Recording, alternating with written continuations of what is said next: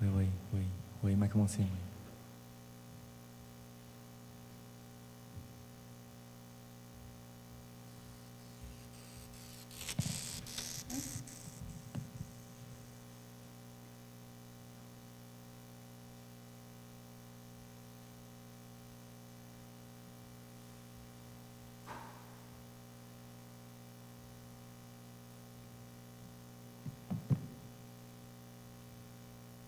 Testing, 1, 2, 3.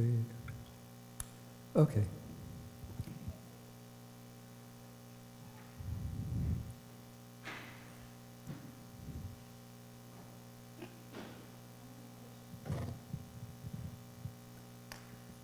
Thank you. Bhante, I have a few questions I want to ask. The first one is, when you talk about, I don't remember which, I think it's the first sutra, and you said it can predict the past, but cannot see, or the future they can see, but it's, the question I want to ask, if the future, past, and present, the time, the element of time, Yeah.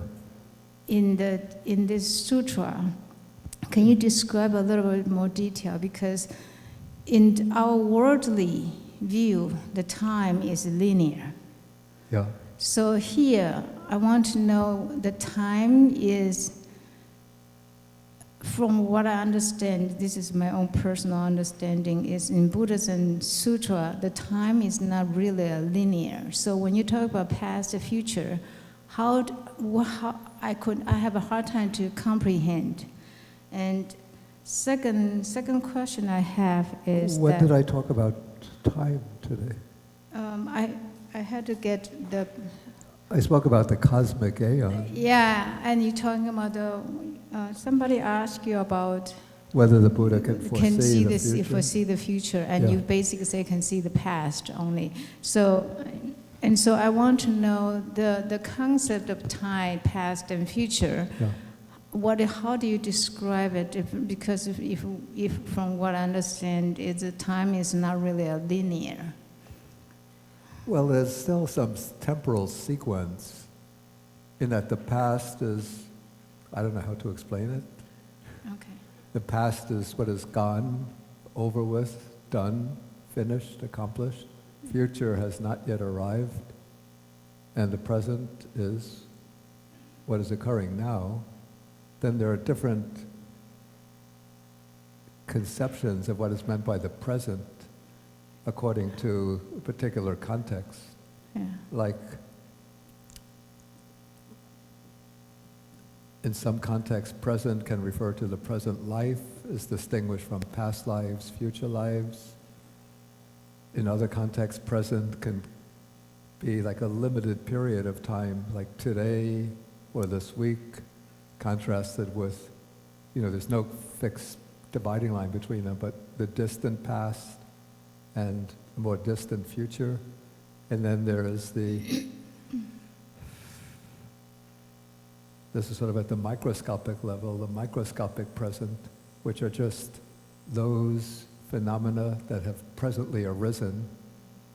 And then the past are all phenomena that have ceased, even just a split second ago. And the future, those things which have not yet arrived, but just a split second from now, they will arrive. Okay, thank you. Another question I have is regarding to, I don't know, you were talking about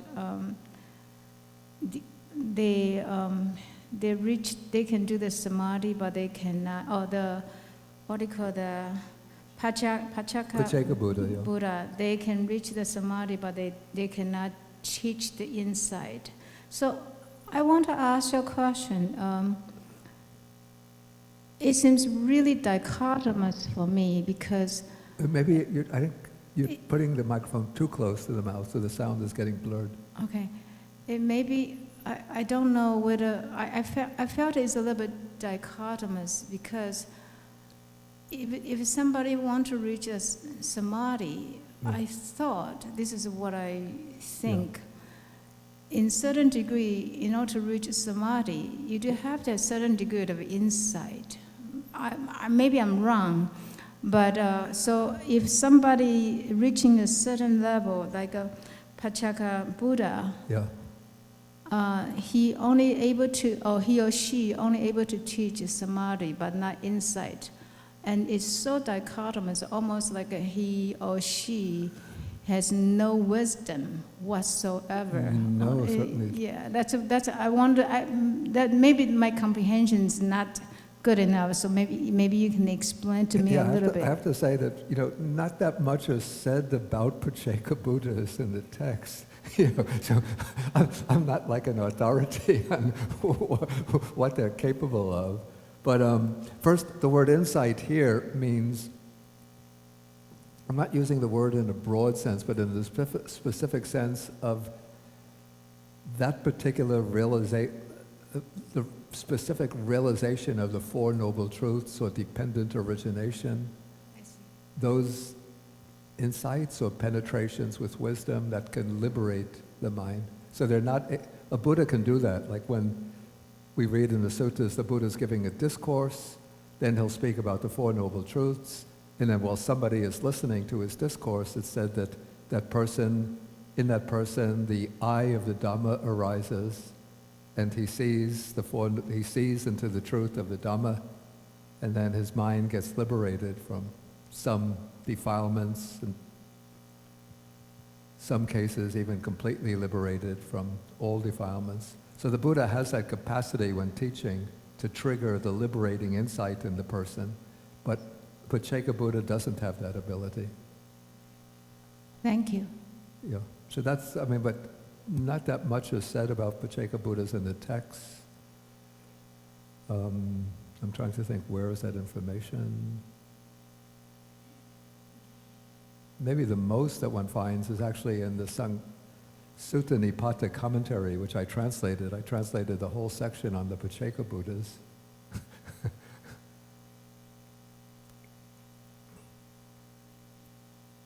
Yeah, actually, there's a text which speaks about the difference between, this is probably the oldest text which speaks about the difference between Pacceka Buddhas and Sammasambuddhas.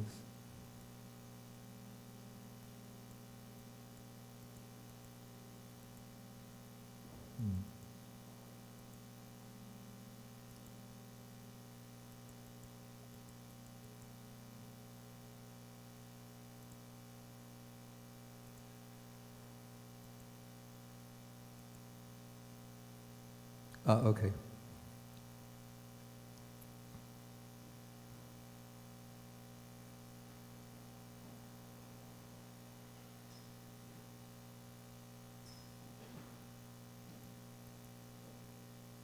Okay, so number 22 is, what kind of person is a Sammasambuddha? Okay, here's somebody in regard to dhammas, or things that have not been heard before, on his own, awakens to the truths, that's the Four Noble Truths.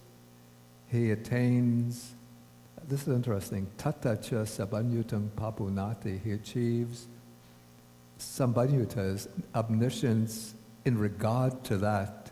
So it doesn't mean, in this very old text, utter and absolute omniscience, but it means all knowledge in regard to the truths, to the Four Noble Truths. And then he achieves mastery over the powers. This is referring probably to what's called the Tathagata powers, which are 10 powers of knowledge that the Buddha possesses. You find them in Majjhima Nikaya, Sutta number 12. Okay, so this person is called the Sammasambuddha. So what kind of person is called? Here it uses Pacceka Sambuddha. So here, a person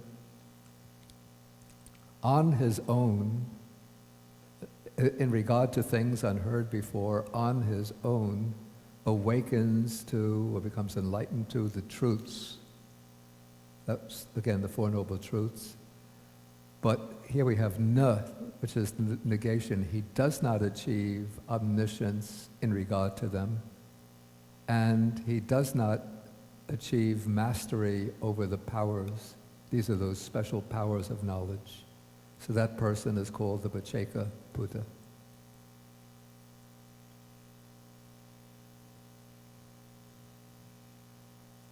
But for details and stories, about 40 stories about Pacceka Buddhas, you can look in the Sutta-nipata commentary, which I translated, published by Wisdom Publications. And what's interesting, the stories are very interesting, that the way the Pacceka Buddhas attain enlightenment, it's usually through some special incident. And for some reason in these stories, they're almost always kings or princes or very wealthy merchants. And like the king might be on his throne, and then, I don't know, some incident happens, and suddenly he attains enlightenment, just suddenly. And then his ministers come to him and say, "Your Majesty, it's time for you to hold court, to preside over the court." Then he will say, "Don't refer to me as Your Majesty. I'm not a king." Then the ministers say, "Then what are you?" Then he'll say, "I'm a Pacceka Buddha." And the ministers will say, "But you don't look like a Pacceka Buddha." And then suddenly, just in a split second, all of his beard and hair disappears. His royal robes turn into monastic robes. Then he'll get up and rise up into the air and fly out the window of the palace into the jungle. And then he continues to live the rest of his life as a Pacceka Buddha. You get stories like that.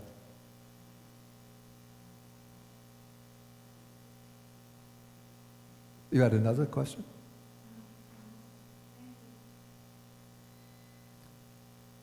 Somebody?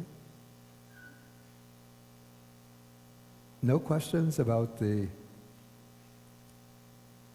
different levels of rebirth for the anagamis and for the attainers of the jhanas, the formless meditations?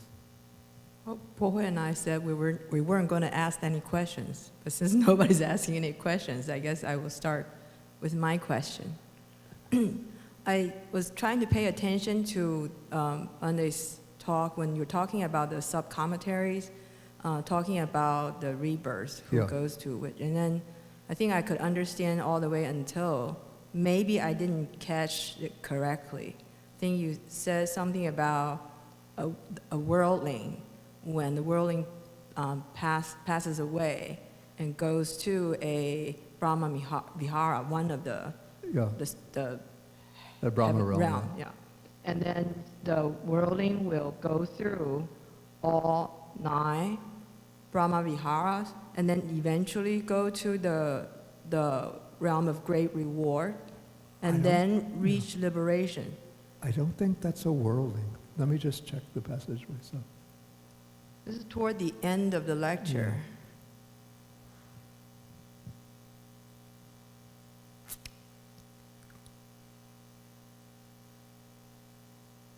Okay, what's said here is that worldlings may be reborn.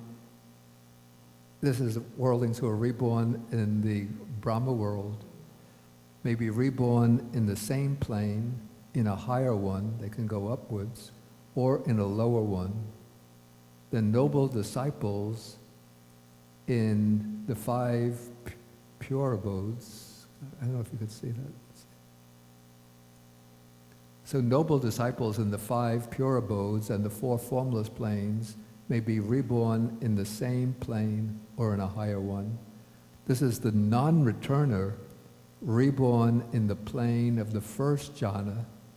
Here it uses the expression purifies the 9 Brahma worlds. What that means is that he rises up in succession from one Brahma world to another and then comes to the highest one of the pure abodes and attains final nibbana there. Yeah, that is what's said. Yeah, the worldling doesn't go necessarily through these Brahma worlds in succession. Okay, so I think I can understand the underlying theory behind the entire passage. Yeah. It has to do with first of all, if it's a noble disciple, the noble disciple has reached at least the first level breakthrough. So there's no Sakkaya Ditthi. The Sakkaya Ditthi has been, Sakkaya Ditthi, Yeah, the identity view has been uprooted. right. And now my question is, once the being, a noble disciple, rises or gets reborn in a heavenly realm, like either a form realm or I say this is form realm, right? Yeah. What kind of practice do they do to reach the next level of breakthrough? Or is it just the power of concentration? To go to the next higher Or is it next higher realm of rebirth or the next fruition attainment? the fruition attainment? Oh, they have to be doing insight meditation. Of course, in these realms, they'll have already very strong samadhi, and then on the basis of that, they will have to develop insight. Do they need to accumulate more paramis? I don't think so. I think they already have their paramis fully accumulated. So just insight meditation will be enough? I think so. Okay, so that's all mental activities then? Yeah. Okay. And this is my guess. I mean, I'm not an omniscient Buddha. Yeah. Okay, so before a person gets reborn in a heavenly realm, if the person or being didn't reach the first breakthrough, then there could be a chance that the person doesn't reach the final destination, the final attainment. Is that right? From the heavenly realm. Right. Yeah, yeah. It's not necessarily for them to reach the breakthrough as a human being. Even the devas, beings in the deva world, can reach even the first stage of realization and then go further.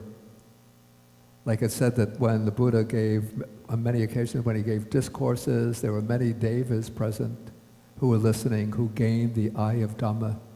You look at for example, I think it's one of the suttas given to Rahula.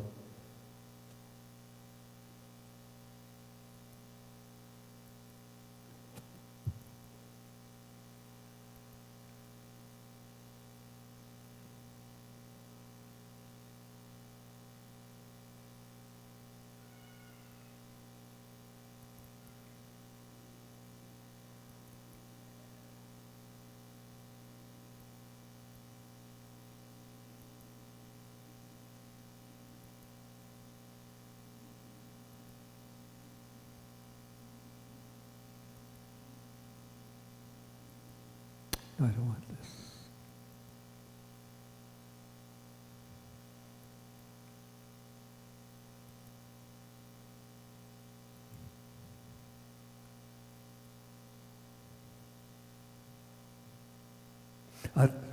This just reminds me, there's a little sutta about Pacceka Buddhas.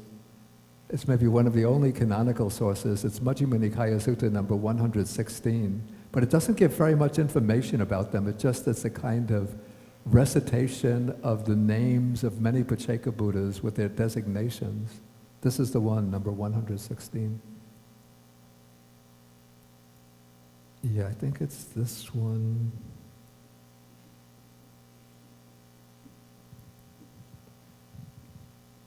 Yeah, this is the sutta, the discourse that the Buddha gives to Rahula to lead him to arhatship. Yeah, and it says at the end of the sutta, it says, while this discourse was being spoken, through not clinging, the Venerable Rahula's mind was liberated from the asavas, and in those many thousands of deities, because many deities had assembled in order to listen to this discourse, there arose the spotless, immaculate vision of the Dhamma, all that is subject to arising is subject to cessation. So that shows that for the devas too, it's possible to attain even the first stage of realization from the deva world. Do they have to be devas in the sense realm? Can they be devas in the form realm? I would think so. I would think so. Then how do they practice? If I thought that in order to practice, we need to have the sixth sense faculty. The six sense faculties. In order to practice. The devas in the form realm have the six. Well, they have. This is what I said. They have sight and hearing, and the mind faculty, but they don't have smelling, tasting, and the tactile sense, because those are considered the coarse or rough senses. So, but in a way you could say that they have the six senses, apart from those, yeah. So they have the sense faculties. It's different with the devas in the formless realm. Those devas who have not reached the first path and fruit in the formless realm, are not able to hear the Dhamma and attain realization. Because to learn the Dhamma, you need the faculty of hearing, and they don't have any material faculties. Okay, thank you.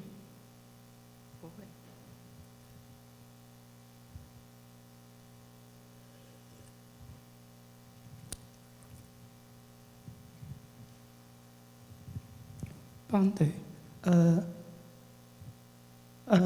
a whirling proficiency in formless meditation. Say what?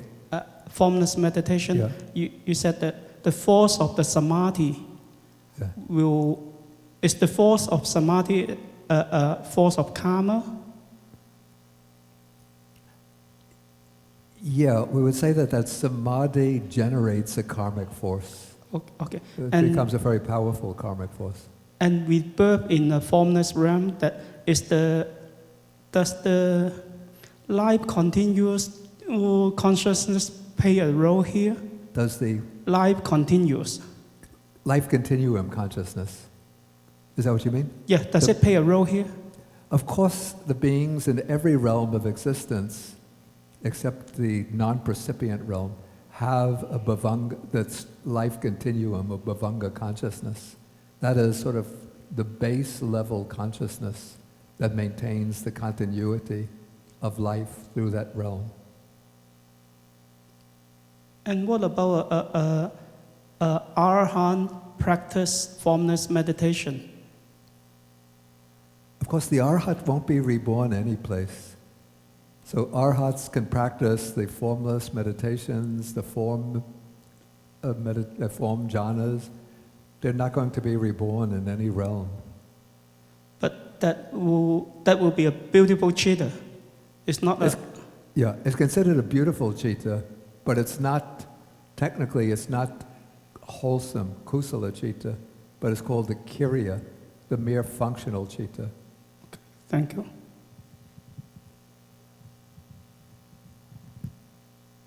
Okay, any further questions? Yeah.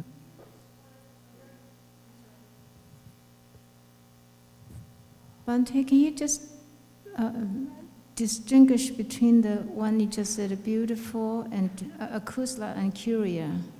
Between beautiful, kusala, and kiriya? And kiriya. You just okay, mentioned. Okay, I'll be doing this review when we come to the Abhidhamma retreat, but just very concisely.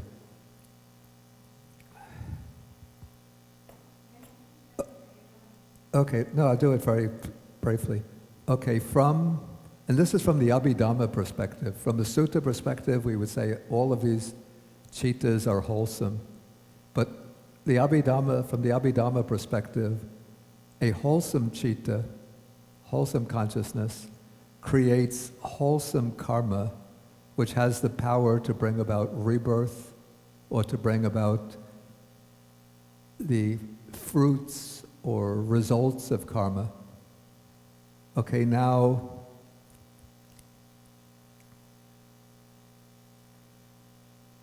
First, okay, let's take the Kiriya Chittas. These are functional chittas or consciousnesses of an arahat. And so these chittas will be they look exactly the same as the wholesome chittas of a non-arahat. Like the arahat can do ordinary good deeds, or he can enter the jhanas, he can enter the formless meditations. For a non-arahat, all of those activities take place with kusala, with wholesome chittas. And those wholesome chittas create wholesome karma, which will bring about good results, either a good rebirth or good fruits in the present life or in some future life. Okay, but the chittas of the arhat don't create karma. And so because they don't create wholesome karma, they're not designated wholesome chittas, but still they're even superior to the wholesome chittas of an ordinary person, so they're included under the broad category of beautiful. So the beautiful includes the wholesome chittas and mental factors, the functional chittas of the arahat, and then certain types of resultant chittas which have good roots.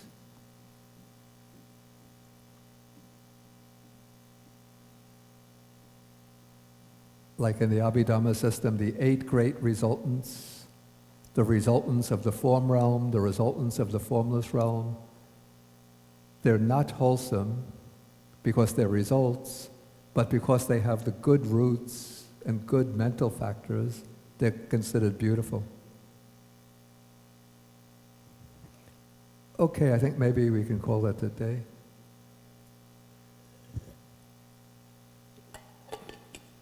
So let us end with 3 half bows.